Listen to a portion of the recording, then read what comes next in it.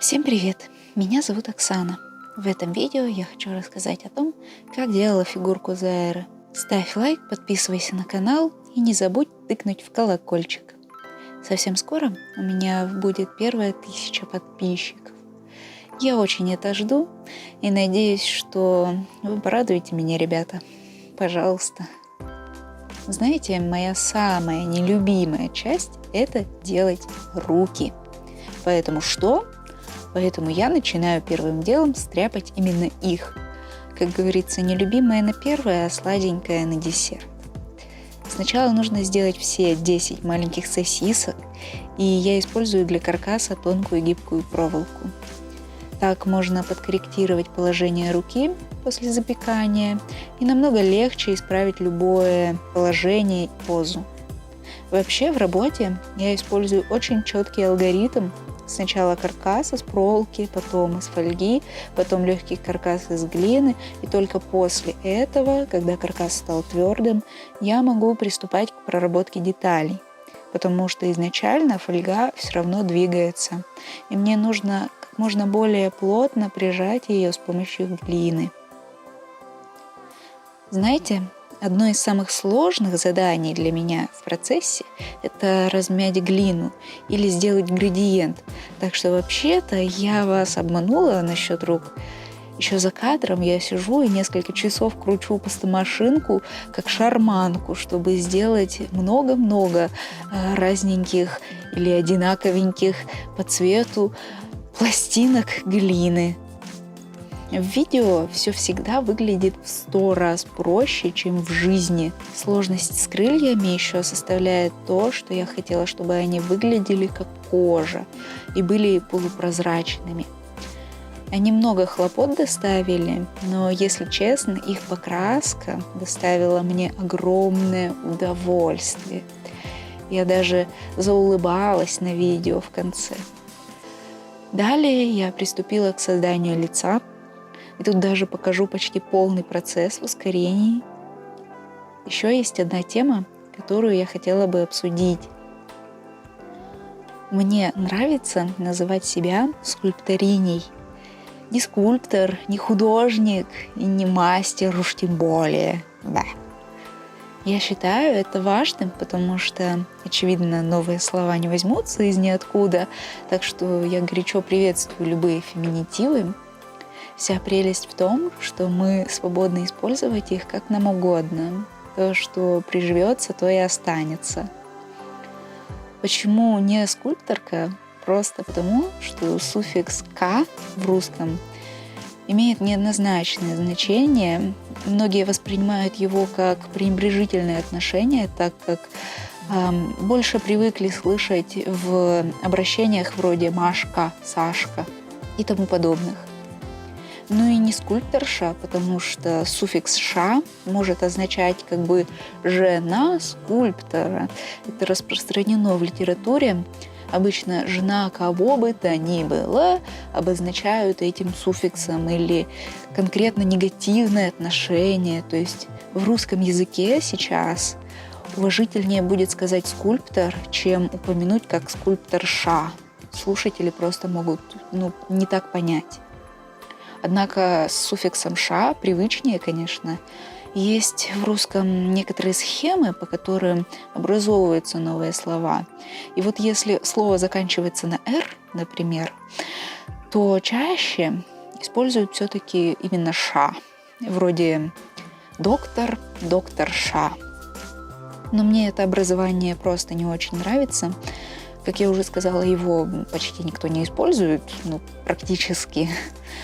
Ну и согласитесь, у вас не повернулся бы язык, наверное, к своей женщине-доктору обратиться как докторша. Лично мне больше нравится докториня. Это просто звучит более гордо как-то. Я это на самом деле подсмотрела в One Piece. Там есть персонаж женщина, и по сюжету из-за предубеждения, что доктором могут быть только мужчины, и там все доктора мужчины, местные жители принципиально зовут ее ведьмой, потому что на самом деле она лучшая докториня на своем острове, и она реально успешно лечит весь остров, по сути, потому что в один момент она остается единственной докториней на несколько городов. Ее ученик зовет ее доктор Куреха, но когда они подружились, она говорит: «Зови меня докторина». То есть подразумевается, что это ее настоящее имя — докторина. Я не знаю точно, но, если честно, я не думаю, что автор реально случайно дал ей такое имя, и мне это дико понравилось. Еще персонаж такой крутой, что я просто решила: все, буду звать себя скульпториней. И потом со мной тоже случился момент, когда меня в посте указали как мастера, и в комментариях ко мне обращались в мужском роде, несмотря на то, что сразу за этим мастером использовалось женское местоимение, но все равно возникла какая-то путаница. Почему я считаю феминитивы важными и нужными? Во-первых, потому что я считаю феминизм важным и нужным. Даже не буду объяснять, почему. Во-вторых, я не считаю, что это искусственное вмешательство в наш священный язык. Язык постоянно меняется, в этом ничего страшного нет. В-третьих, конкретно в этом случае мне нравится, когда ко мне обращаются в женском роде, потому что даже среди художников процент скульпторов мал, а скульпторинь того меньше. То есть представьте, например, как тяжело было программистке преодолеть все гендерные стереотипы о том, что программированием могут заниматься только мужчины. То есть женщине реально в 100 раз сложнее найти в этой области работу, но и несправедливо потом ее везде указывать как программиста. Это может быть так же обидно, как если бы какого-то, например, балеруна указывали вроде балерина. Просто потому, что он, например, один из первых мужчин в этой профессии. И в словарях такого слова просто нет.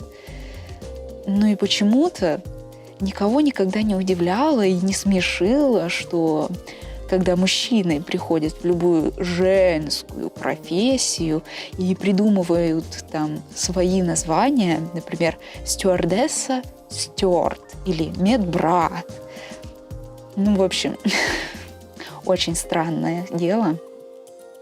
Но стоило мне заявить, что теперь я хочу звать себя скульпториней, посыпались какие-то очень странные насмешки вроде: «Ха-ха-ха, да ты теперь правительница какого-то неведомого государства», или «ну хоть не скульпторесса», или насмешечкой такой: «а почему же не скульпторка?»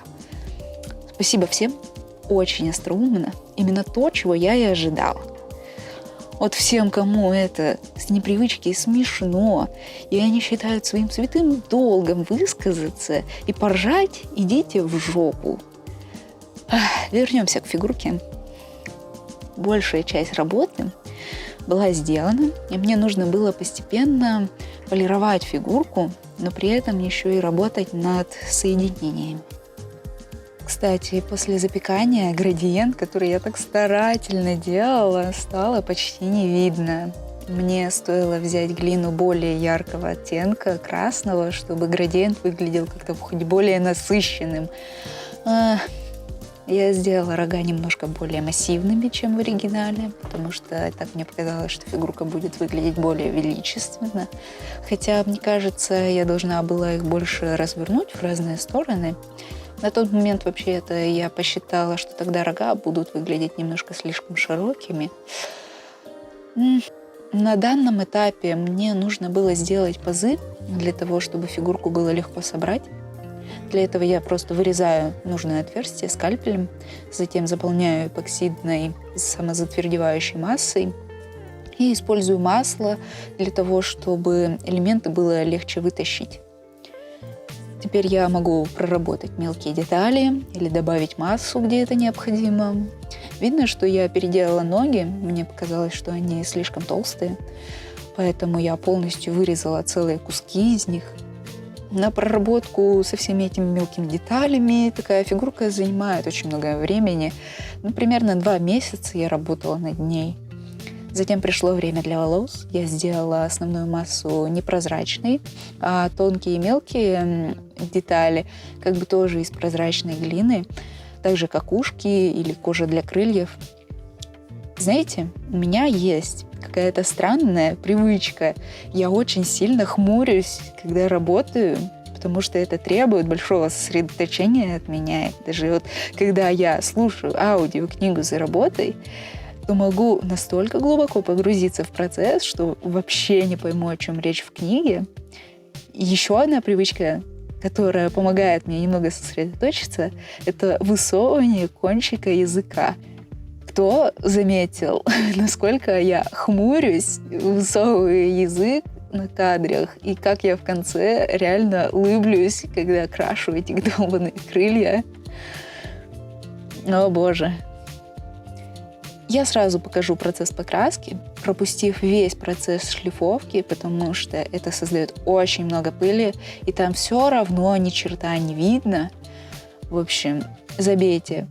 Но у меня есть специальная бормашинка, и за кадром я покрываю фигурки несколькими слоями грунта. Это все равно не очень помогает, но я стараюсь. Перед покраской крыльев я очень боялась, что краска перебьет полупрозрачность, поэтому я наносила краску максимально тонкими слоями. На красных местах по краям получилось менее прозрачно, чем в центре. Но я также прорисовала вены на крыльях и сделала все переходы цвета, какие хотела. Я почти уже закончила работу над фигуркой. Осталось только покрасить лицо, покрыть фигурку матовым лаком. А вот змеи и части крыльев я покрыла глянцевым. На этом все. Спасибо, что посмотрели. Не забудьте поставить лайк. Я буду стараться и дальше делать фигурки, создавать новые проекты. Постараюсь совершенствоваться. Следующий проект будет по одному старому классическому аниме, прям такому олдовенькому, но не One Piece. Хотя вообще-то я подумала, вы можете сделать фигурку Курехи. Прям нравится она мне. Удачи вам в вашем творчестве. Надеюсь, что мой опыт вас вдохновит. Пока-пока.